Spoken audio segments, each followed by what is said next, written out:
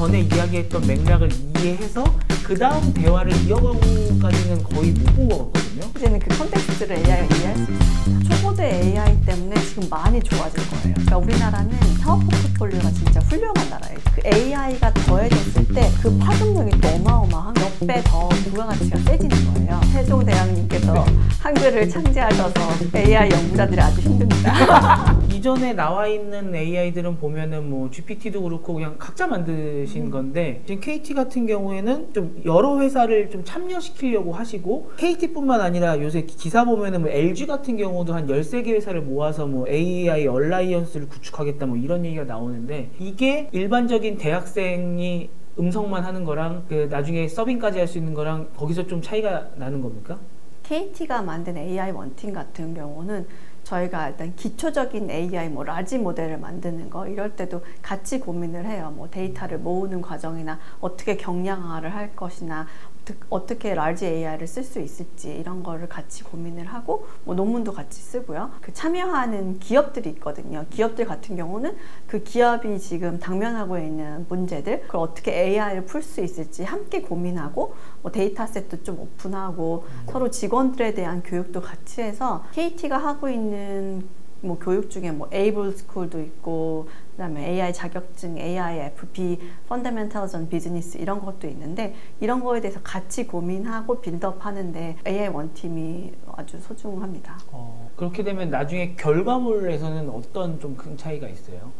결과물에 대해서는 편협적인 시각이 아니라 포괄적인 시각에서 볼 수도 있고, 서로 업투데이트 되는 정보도 교환할 수 있고, 어차피 혼자서는 다 약자거든요. 언제나 그 강자에게는 상대적인 약자니까요. 그럴 때 함께하고 이렇게 생태계를 만들었을 때 그 시너지가 참 큽니다. 저희 KT에서 만들고 있는 그 large AI 이름이 믿음이에요. MIDEUM이라고 해서 Mindful Intelligence that dialogues, emphasizes, understands, and moves. 이렇게 아주 긴 단어인데요. 네. 저희가 이런 거 개발할 때 같이 지금 하고 있어요. 그 AI 원팀에 실제로 연구자분들이 같이 모아서 저희가 정기적으로 회의를 하고 있기 때문에 이게 가능했습니다. 사실은 KT 단독으로 했다면은 뭐 불가능할 것 같아요. 이전에 또 그 네이버 웹툰 AI에서 또 한번 나오신 적이 있어요. 그쪽에서는 버티컬로 시작해서 제너럴하게 나가보겠다. 그분도 이제 말씀하셨던 게 전혀 반대로 생각하는 회사들도 있다. 제너럴하게 만들어서 버티컬에서 쓰겠다라는 회사들도 있고, 이게 양 진영으로 갈린 것 같다라고 말씀해 주셨는데, 소장님이 생각하시기에는 어느 쪽이 나중에 좀 헤게모니를 갖고 갈 것 같으세요? 네, 어차피 그 제너럴하게 만드는 것도 최종적으로 그 성능을 평가할 때는 버티컬 별로 평가를 하긴 해요. 뭐 저희가 large AI 뭐 믿음을 만들었다고 해도 그 믿음이 AI CC에서 잘 동작하는지, 아니면 뭐 에듀케이션에서 잘 동작하는지, 뭐 상담을 잘해주는지, 전문가를 잘하는지, 대화를 잘하는지, 감성적인 뭐 다이얼로그를 할 수 있는지, 이런 것들은 어차피 평가할 때는 그 버티컬 별로 데이터셋을 만들어서 평가를 하거든요. 네. 사실은 나 그냥 똑똑해 그랬을 때 너의 똑똑함을 증명해봐. 그럼 뭐 어떻게 증명하시겠어요? 자, 수학 문제 가자. 네. 수학 조금 잘하는 것 같은데 네. 영어도 가볼까? 이렇게 네. 좀 우리가 과목 시험을 보잖아요. 그렇죠, 그렇죠. 결국엔 뭐 한 세네 과목 보고서 잘 보면 인정 이렇게 네. 하는 것처럼, 아니면 어떻게 너의 똑똑함을 어떻게 증명해? 내 네. 머리를 봐. 내 머리가 똑똑함이 묻어있지 않니? 이렇게 할 수는 없잖아요. 네. 그렇게 되면 이제 그 과목 시험 보는 건 어떻게 보면은 버티컬로 만든 게 더 잘할 수도 있는 거 아니에요? 그러니까 그거가 얼만큼 쉽게 확장성이 있는지를 또 봐야죠. 그래서 버티컬을 디자인할 때 엄청 한 종목만, 뭐 수학도 보면 뭐 미분 적분만 하는 게 아니라 네. 영어 보고 사회도 보고 이렇게 그렇죠, 다른 그렇죠. 종목도 보라는 것 자체가 네. 얼마나 그 제너럴하게 확장성이 있느냐. 네. 그리고 자신이 배우지 않았던 과목 시험을 또 봐야 돼요. 그게 이제 학습 능력을 보는 거거든요. 얼마나 작은 데이터를 줬더니 네. 깨알같이 다른 과목도 좀 푸네? 좀 하는데? 네. 이렇게 하는 거죠. 그렇죠. 운동 잘하는 사람은 축구 좀 해봐야 되더니 좀 하는구나 그랬더니 옆에 너 축구만 잘하지? 그랬더니 야구 시켰더니 야구까지. 너 체육 잘하는 거 인정. 이렇게 할 수 있는 거잖아요. 맞아요. 농구 잘하는 사람들이 축구도 잘하더라고요. 그런 포인트. 네. 지금 좀 들었을 때는 역시나 초거대 AI 쪽을 하시기 때문에 초거대 AI가 이길 거다라는 약간 이걸로 들리긴 하는데요. 초거대 AI가 이길 거라는 포인트가 아니라 초거대 AI가 없이 그 성능을 내기가 힘든 거예요. 이거는 사실 선택이 아니라 필수다. 네. 그러니까 그게 버티컬로 해도 버티컬로 조그만 모델을 만들게요. 이렇게까지는 아닐 거예요. 버티컬로도 어느 정도 라지한 모델을 만들고 이제 더 제너럴한 인텔리전스로 갈 거다라지 나 엄청 타이니한 모델 만들었는데 만능이 될 거라고 생각하는 건 조금 아닐 것 같습니다. 이게 GPT-2에서 GPT-3를 갈 때 100배인가 좀 파라미터가 늘어나고 그랬었잖아요. 그러면 이 다음 사운드들은 지금 벌써 한 5천억 개 되잖아요. 3천억 개에서 5천억 개. 뭐 조 단위로 간다는 데도 나오고 그러긴 하더라고요. 근데 이게... 이제 크게 간다는 그 진영도 있고 이젠 다시 좀 작아지자라는 진영도 있고 갈려요. 예를 들어 휴대폰 같은 경우도 처음에 나왔을 때 예전에 뭐 본부 이런 거 나왔을 때 벽돌만 했었잖아요. 그 다음부터는 작아지는 경쟁으로 갔었잖아요. 이게 점점 더 크게 머리 크게 만들어 갖고 좋게 만드는 게 앞으로의 방향인지 아니면 조금이라도 효율적으로 작게 하는 게 앞으로의 방향인지 그게 좀 궁금했었거든요. 크고 작고 이거는 좀 계속 돼야 되는 것 같아요. 크게 만들어서 역량이 얼마나 한계가 없이 커지는지 보긴 해야 되고요. 결국엔 서빙 레벨로 갈 때는 작게 만들어야지 서빙을 할 수 있어요. 아까 말씀하신 그 두 가지가 뭔가 만들 때는 크게 가야 되고 줄 때는 작게 가야 되고 이게 그렇게 가야 되겠군요. 그리고 실제로 지금도 나는 예전 모델보다 작지만 비슷한 성능이야 하는 논문들도 나오고요. 봐봐 우리 사이즈는 좀 작잖아. 하지만 우리 비슷하잖아. 이런 논문들도 나옵니다. 그러면 이제 KT가 믿음을 만들면 앞으로 어디서 쓸 수 있습니까? 일단 저희 IPTV도 그 1위 사업자고 뭐란 스피커도 뭐 가장 많이 켜져 있는 스피커라서 스피커에 대해서도 아마 아직 똑똑하다 이런 느낌은 못 느끼실 거예요. 그 스피커도 이제 한번 모델 체인지를 해야 되겠고 그 IPTV에서도 저희가 더 많은 시나리오에 대해서 고민을 하고 있고 당연히 그런 AICC나 이런 쪽에서도 고객 말을 잘 알아듣고 저희가 통합이설을 하고 있거든요. 이제 작은 점포분들, 작은 가게에서도 이렇게 전화를 AI가 받는데 그렇게 버티컬이 많았을 때가 진짜 힘들어요. 시나리오가 다양하거든요. 어떻게 하면 아까 말씀드린 것처럼 제너럴한 인텔리전스가 커져서 조금만 가르쳐줘도 그 현장에 적응할 수 있는지 이런 것도 고민입니다. 통합이서 같은 경우가 뭐 예를 들어서 뭐가 주문이 들어왔을 때 사람이 직접 받는 게 아니라 받아놓고서 이제 그냥 알려주는 거죠. 그 주인한테.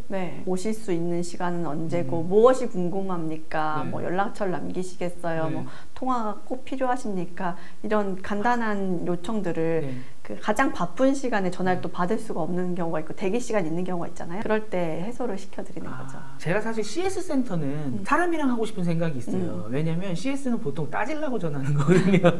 왜냐면 AI는 이게 오는 대답이 제가 화난 거를 풀어주려는 대답은 아니기 때문에 이거 어떻게 하는 거 따지고 싶은데 그럴 때는 좀 약간 AI보다 저는 사람이 좋은 것 같은데 그렇기 때문에 AI가 해야 되는 겁니다. 그분들이 감정 노동을 하고 있잖아요. 그래서 실제적으로 그분들이 하는 그 노동이 진짜 이상한 케이스들이 많다고 하더라고요. 그러니까 상관없이 건 사람도 있고 화나서 건 사람도 있고 누구한테 욕하려고 건 사람도 있고 말로써 범죄를 하시는 분들도 있고 그러니까 정말 필요한 일만 사람이 할 수 있게 하고 그분들의 정신적 건강을 이제 지켜드리는 거죠. 금융권, 병원, 뭐 관공서 이런데 사실은 그 문제 하나하나가 그냥 같은 문제 같이 느껴지실지 모르겠지만 다 다른 문제입니다. 은행 하나를 했다고 옆 은행도 뭐 어느 정도 이제 AI가 똑똑해지니까 쉽다고는 하지만 그래도 다 달라요. 은행마다 다르고 보험마다 다르고 병원마다 다르고 관공서마다 다 달라서 일단 그런 것들 하나하나가 생긴다는 것 자체가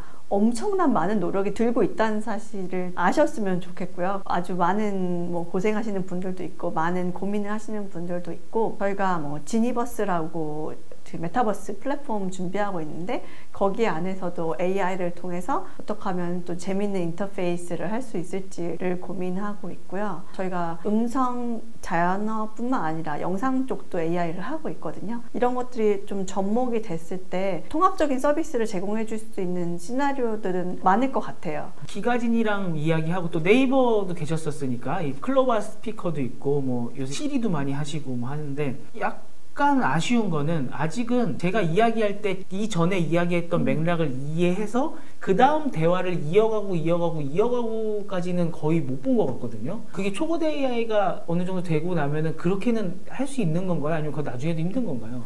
초고대 AI 때문에 지금 많이 좋아진 거예요. 이제는 한 걸 10턴 이상도 할 수 있다라고 하는 게 지금까지는 이거를 뭐 Q&A라고 Question Answer 질문 답 끝. 네. 자, 다음 질문. 그쵸. 질문 답 끝. 이렇게 하고 그 전 질문 잊어버리거든요. 네. 근데 지금은 한 뭐 10번 이렇게 왔다 갔다 하면은 예를 들어서 첫 번째 질문에서는 난 예약하고 싶었어요 했는데 다음에는 괜찮아요 됐어요 하면 이제 끝났을 때 예약을 하고 싶었지만 예약 안 했습니다. 이렇게 이해를 해야지 이게 그쵸. AI거든요. 지금은 그게 가능해요. 그럼 예전에는 예약 몇 시 가능해요? 라고 질문하고 다음 예약 안 할게요 하면은 나중에 AI가 기록한 거는 예약한 사람 한 명, 예약 안 한 사람 한 명. 그 사람인가? 같은 사람인데? 네. 그럼 도대체 이 사람은 예약했다는 거 안 네. 했다는 거 이렇게 혼란스러운 상황이 되는 거죠. 근데 네. 이제는 그 컨텍스트를 AI가 이해할 수 있습니다. 그게 되면은 너무 좋을 것 같은 게 항상 날씨물어 보고 끝났거든요. 말이 이어진다고 하면은 이제는 정말로 대화하는 느낌이 나겠네요. 맞아요. 그래서 멀티턴 다이얼로그가 라지 AI의 정말 큰 응용 분야인 것 같습니다. 그걸 멀티턴 다이얼로그라고 하는 거예요. 멀티턴 다이얼로그. 네, 아주 중요한 네. 분야입니다. 이건 꼭 해석하면 어려운 건 같지는 않은데 알아두시면 나중에 기사를 보시든 맞습니다. 뭐 하시든 멀티턴 다이얼로그 아주 중요합니다. 꼭 알아두셔야 되겠네요. 네. 기업 입장에서는 지금 KT 원팀에 빨리 들어가야 되는 거 아닌가 뭐 이런 생각을 하시는 분도 있으실 것 같고 근데 지금 벌써 하고 계시고 그러니까 원팀에 들어오시지 않아도 나중에 뭐 API 형태라던가 뭐 다른 형태로 이렇게 받아서 쓰시거나 사서 쓰시거나 뭐 이런 것도 가능한 건가요? 저희가 최근에 지니랩스.ai라는 이제 도메인을 오픈을 했어요. 네. 그래서 지니랩스에 보시면 테크 스페이스와 에코 스페이스가 있어요. 테크 스페이스는 KT의 기술, AI 기술을 소개하고 데모를 보실 수 있고 저희가 또 에코 스페이스라는 곳을 만들어서 KT가 만든 것뿐만 아니라 우수한 AI, API들을 좀 소개시켜드리고 연결시켜드리고 좀 자랑할 수 있는 공간을 만들려고 해요. 그러면 저희가 고민하는 거는 KT만 잘 되는 것이 아니라 정말 많은 AI 기업들이 함께 잘 되길 원하고 이 생태계 자체가 건강하고 커지길 원하거든요. 지니랩스를 통해서 그 생태계가 커지는데 기여하고자 하는 게 있어요. 지금은 좀 시작 단계라서 아직은 내용이 많진 않지만 계속 모니터링 하시면은 어떤 API들이 있고 어떤 AI 기업들이 플레이를 하고 있는지를 또 함께 보실 수 있을 것 같아요. 그러면 이 KT 같은 경우에 요새 기사 읽어보다 보면 탈통신, 디지콤 이렇게 해갖고 앞으로 AI 회사 또 더 많은 분야에서 할 수 있는 회사 이런 거 많이 강조하시는 것 같은데 초거대 AI가 그런 면에서 어떤 도움을 줄 수 있는지 한번 마지막으로 들어볼 수 있을까요? 제가 아까 말씀드린 AI, 빅데이터, 클라우드 이게 AI를 이루는 가장 중요한 건데 KT가 이 세 가지를 다 가지고 있어요. 클라우드 사업도 하고 데이터도 많이 가지고 있고 AI 리서처들 사실 AI 이퀄 거의 AI 리서처들이거든요. AI 리서처 분들도 많이 계셔서 그리고 이것을 그 사업화할 수 있는 많은 그 B2B 뭐 제휴나 이런 사업이 이미 갖춰져 있어요. 이랬을 때 저도 KT로 온 이유 자체가 AI가 기술로서만 머물면은 시너지도 나지 않고 임팩트가 별로 없어요. 이것을 실제 우리가 일상 그리고 실생활 사업에 산업들에 적용을 하려면 그 나머지들이 갖춰져야 돼요. AI는 엔진이라서 뭐 이렇게 과일의 씨앗 같은 거면 사실 이 나머지가 있어야지 얘가 과일의 형상을 가지는 거거든요. 근데 그 나머지가 사실 엄청 중요해요. 연동도 해야 되고 실제로 로봇이 일세상에 그 적용이 되려면 로봇이 똑똑해야 되는 게 아니라 그것이 이 모든 시스템과 연동이 돼야 되거든요. 문도 열어야 되고 엘리베이터도 타야 되고 고객이 주문하려면 로봇한테 말도 걸 수 있어야 되고 이런 모든 것들이 너무 중요한데 KT는 그런 걸 인테그레이션 할 수 있는데 최적화되어 있는 구조를 가지고 있어요. 그래서 지금도 디지코의 매출이 40% 정도 이를 정도인데 그래서 텔코랑 이제 디지코 비율이 거의 1대1입니다. 그래서 초거대 AI가 있었을 때 KT가 정말 더욱더 빠르게 파트너들과 고객 사용자들한테 AI를 딜리버리 할 수 있을 것 같아요. 이미 그 체계들이 있거든요. 네. 그 모델을 업그레이드 하면 돼요. 그럼 이제 나머지가 갖춰졌을 때 훨씬 더 임팩트가 크죠. AI 시대가 오면 아까 말씀하신 것처럼 결국 중요한 거는 껍데기 다른 서비스들이겠지만 AI란 또 기술이 있어야 되는 거고 그런 모든 거를 포함했을 때 이 모바일 시대 다음 시대가 AI 시대라고 봤을 때 우리나라의 경쟁력에 대해서 특히나 우리나라 초거대 AI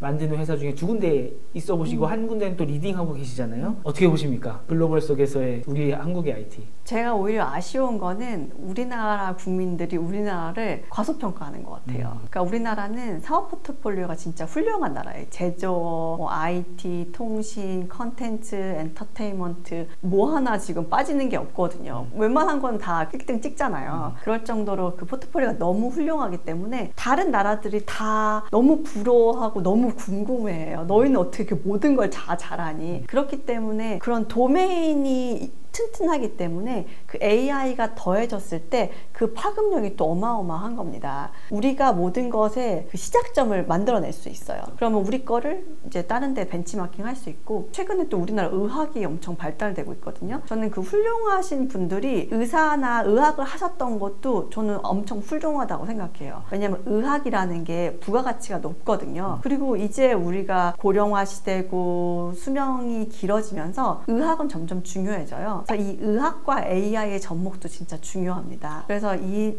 세상의 많은 산업 분들에서 우리가 이미 잘하고 있고 더 잘할 수 있는 것들이 많기 때문에 AI가 더해지면 이게 다 몇 배 더 부가가치가 세지는 거예요. 그래서 앞으로가 더 기대가 됩니다. 든든합니다. 네. 아까 과소평가한다고 말씀해 주셨지만 거기에서 또 드는 생각은 어떻게 보면 이 언어의 차이인 걸 수도 있잖아요. 영어권 나라는 항상 좀 글로벌하게 뻗어나기 되게 쉬우니까, 근데 우리나라는 한국어에 좀 특수성이 있다 보니까 아무래도 뭐 6천만 밖에 안 쓰고 다 합치면 8천만 되나요? 아무튼 그렇지만, 근데 AI 시대가 펼쳐지면은 또 언어의 장벽도 깨질 수 있는 거잖아요. 그런 면에서 보면은 서비스 하시는 저희처럼 콘텐츠 만드는 사람들도 이제 그냥 AI가 알아서 다 외국의 거로 바꿔줄 수도 있는 거고, 그러면서 모두가 좀 더 글로벌화 될 수 있고, 뭐 여기까지 생각해도 되는 건가요? 훌륭하신 세종대왕님께서 네. 한글을 창제하셔서 AI 연구자들이 아주 힘듭니다. 그러니까 이렇게 훌륭한 언어가 없는 거예요. 네. 언어가 너무 훌륭하기 때문에 네. 사용자들이 너무 편하게 쓸 수 맞아요, 있어요. 맞아요. 그러니까 AI가 힘들죠. 그래서 우리는 세상에서 가장 어려운 언어를, 왜냐면 인간이 만들어낸 발명품인 거거든요. 인간이 정말 최대한 노력해서 훌륭하게 만든 걸 가지고 지금 AI를 하고 있어요. 네. 다른 언어들은 아주 상대적으로 쉽습니다. 그래서 우리 약간 하드 트레이닝 받고 있는 그런 네. 느낌이 있긴 해요. 네. 가장 퓨샷으로 가장 어려운 문제를 한번 풀어봐라. 그렇기 때문에 다른 쪽에 가서도 훨씬 능력치로는 네. 부족함이 없을 것 같고, 뭐 아까도 말씀드렸지만 그 AI라는 게 엔진만 중요한 게 아니라 그런 산업에 대해서 파급력이 있고 고객들, 파트너들한테 딜리버리하는 그런 과정들이 중요하거든요. 네. 그런 것을 위해서는 저희가 소프트웨어 파워가 진짜 중요해요. AI 리서치만 있는 게 아니라 그걸 인테그레이션 할 수 있는 소프트웨어 엔지니어들이 엄청 중요하거든요. 지금 가장 아쉬운 거는 우리가 이렇게 영향력을 많이 미칠 수 있는 이 시대에 소프트웨어 인력이 충분하지 않다는 거. 이게 정말 너무나도 우리 아킬레스건이죠. 어떻게 이렇게 훌륭한 회사들이 많은데 네. 소프트웨어 인력은 졸업생이 얼마 안 돼요. 전 국민이 다 소프트웨어 해도 부족할 지경입니다. 그런 것들이 아마 이번 정부에서 좀 해소가 된다면, 네. 앞으로 선순환이 더 된다면 앞으로 가능성은 뭐 무한입니다. 감사합니다. 기대도 많이 되고요. 앞으로 어깨에 짊어지신 짐이 무거우시니까 잘 부탁드리겠습니다. 오늘 또 긴 시간 동안 배순민 연구소장님께 진짜 AI에 대해서, 그다음에 초거대 AI에 대해서 정말 쉽게 또 배운 것 같고요. 앞으로 AI에 대해서 점점 더 많은 거를 아마 접하실 것 같은데, 오늘 말씀하신 몇 가지 단어들 있잖아요. 이 단어들만 잘 유념하시면 되게 이해도 쉬우실 거고, 아까 뭐 스카이넷 얘기도 나왔지만 또 한 번 AI에 대해서 생각해보는 시간이었으면 좋겠습니다. 시간 내주시고 너무 좋은 말씀 해주셔서 너무 감사드립니다. 감사합니다. 감사합니다.